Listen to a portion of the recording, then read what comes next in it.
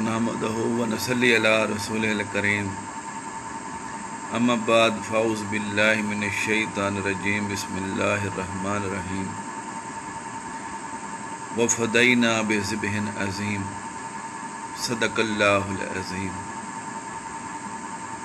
الصلاۃ والسلام علیک یا سیدی یا رسول اللہ وعلی آلک واصحابک یا نبی اللہ الصلاۃ والسلام علیک یا سیدی یا رسول اللہ وعلی آلک واصحابک یا محبوب رب العالمین۔ حد ہو گئی اے حسین تیرے انتقام کی، تو نے لفظ یزید کو گالی بنا دیا۔ سامعین محترم، یہ جو واقعہ کربلا ہے یہ صرف ایک کہانی یا قصہ نہیں ہے، اس کے پیچھے ایک فلسفہ ہے، اس کی ایک روح ہے، جیسے ہر عبادت کی ایک روح ہے، جیسے ہر عمل کے اندر ایک روح ہے، اسی طرح واقعہ کربلا کے اندر بھی ایک فلسفہ ہے۔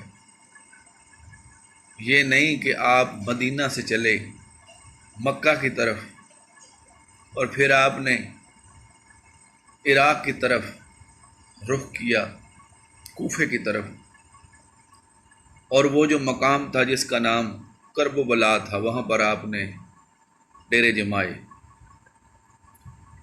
یہ صرف، اور پھر وہاں پر آپ کے ساتھ جو 72 جانثار تھے انہوں نے قربانی دی۔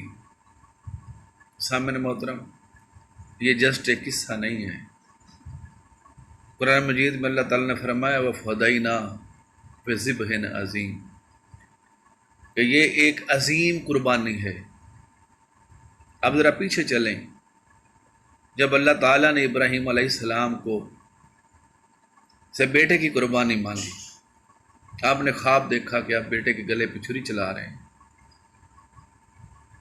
فرمایا اسماعیل، میں نے ایک خواب دیکھا ہے، مجھے اللہ تعالیٰ کی طرف سے ایک حکم ملا ہے کہ میں تمہیں ذبح کر رہا ہوں۔ تو بیٹا کیا کہتا ہے؟ ابا جان، جو اللہ تعالیٰ نے آپ کو حکم دیا ہے وہ آپ کر گزرے، مجھے بھاگنے والوں میں سے آپ نہیں پائیں گے، میں آپ کا فرما بردار بیٹا ہوں، آپ اللہ کا حکم جو ہے اس کو بجا لائیں، میں حاضر ہوں۔ اب آپ نے ابراہیم علیہ السلام نے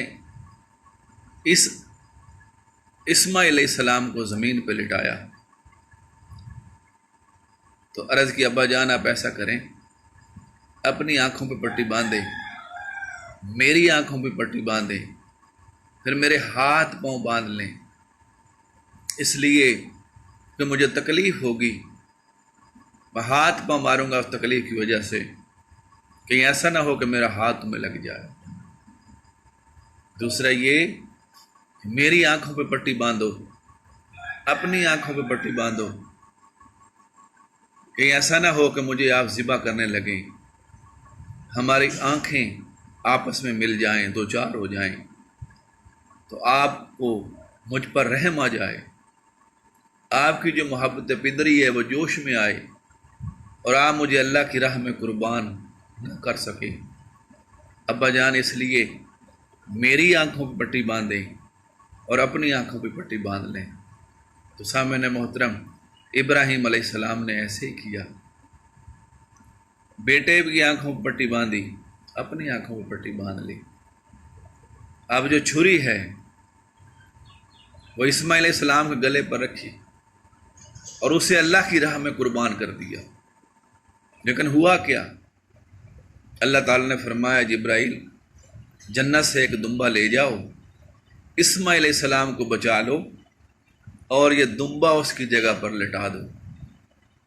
پھر جبرائیل علیہ السلام نے پھر ایسے کیا، جنت سے ایک دمبا لائے، اس کو لٹا دیا اور اسماعیل علیہ السلام کو سائڈ پہ کر لیا۔ ابراہیم علیہ السلام نے تو چھری کو چلا دیا. جب وہ چھری چلی تو اس نے اسماعیل علیہ السلام کے بجائے اس دمبے کا جو گلا تھا اس کو کاٹ دیا. یعنی اللہ تعالیٰ کی حکمت سے جو اسماعیل علیہ السلام تھے وہ بچ گئے، اور اسماعیل علیہ السلام کی جگہ دمبے کی قربانی دے دی گئی. قرآن مجید میں فرمایا وَفَدَيْنَا بِذِبْحٍ عَظِيمٍ، ہم نے اس کو ایک عظیم قربانی کے ساتھ فدیہ دیا. اب کیا سمجھتے ہیں کہ اسماعیل علیہ السلام کی جگہ پر جو دمبے کو ذبح کیا گیا وہ عظیم قربانی ہے؟ وہ عظیم قربانی نہیں ہے. وہ تو دمبا تھا ایک جنت میں جس کو لایا گیا اور اللہ کی راہ میں قربان کر دیا گیا. نہیں، علامہ اقبال فرماتے ہیں غریب و سادہ و رنگی ہے داستان حرم. غریب و سادہ و رنگی ہے داستان حرم، ابتدا اس کی اسماعیل نہایت ہیں حسین. یعنی وہ قربانی جو نسل ابراہیم علیہ السلام کی رہ گئی تھی، پر فرض ہو گئی تھی، اس کو دمبے نے پورا نہیں کیا. اس کو کربلا کے میدان میں حضرت امام حسین علیہ السلام نے پورا کیا. اب عظیم قربانی دمبے کی نہیں ہے. وہ جو عظیم قربانی ہے وہ حضرت سیدنا امام حسین رضی اللہ تعالی عنہ کی ہے. وَفَدَيْنَا بِذِبْحٍ عَظِيمٍ، اور ہم نے اس کا فدیہ ایک عظیم قربانی سے دیا. غریب و سادہ و رنگی ہے داستان حرم، ابتدا اس کی اسماعیل اور نہایت ہے حسین. یعنی کہ جو نسل ابراہیم علیہ السلام کے ذمے قربانی تھی وہ رہ گئی. وہ قربانی حضرت امام حسین علیہ السلام نے کربلا کے میدان کے اندر اس کو پورا کیا. تو اس کا فلسفہ ایک تو یہ ہے وَمَا عَلَيْنَا إِلَّا الْبَلَاغُ الْمُبِينُ.